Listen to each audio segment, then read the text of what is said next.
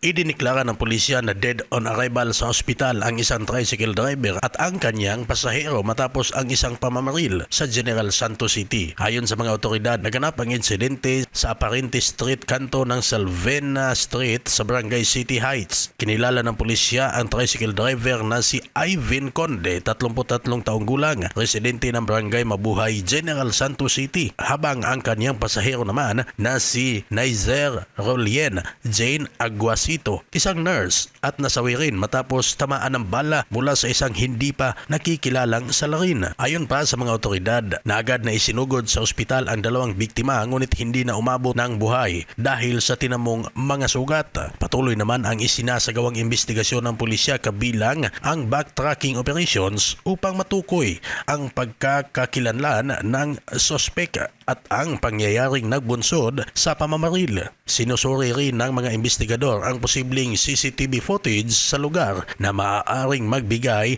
ng mahahalagang impormasyon sa nasabing insidente. Samantala, naglabas naman ng pahayag ang Philippine Nursing Students Association ng Sultan Kudarat State University o SKSU chapter upang ipahayag ang kanilang matinding pagdadalamhati sa pagpanaw ni Aguasito. Ayon sa organisasyon, si Aguasito ay graduate ng Bachelor of Science in Nursing ng Sultan Kudarat State University batch 2024 at inilarawan bilang isang minamahal na alumni na naaalala sa kanyang kabaitan at mainit na pagkikipagtungo sa kapwa. Nagpaabot din ang grupo ng pakikiramay sa pamilya Aguasito at sinabing nakikisa sila sa paghahangad ng hustisya ng pamilya matapos ang marahas na krimen. Dagdag pa sa pahayag, ang kanyang pagpanaw ay nag-iwan ng malalim na puwang sa puso ng kanyang pamilya, mga kaibigan, guro at mas malawak na komunidad ng SKSU. Sa ngayon, wala pang inilalabas na detalye ang pulisya kaugnay ng posibleng motibo ng pamamaril o kung may mga suspek ng natukoy. Patuloy pa rin ang investigasyon habang kinukulikta ang mga ebidensya upang matukoy ang pananagutan sa pagkamatay ni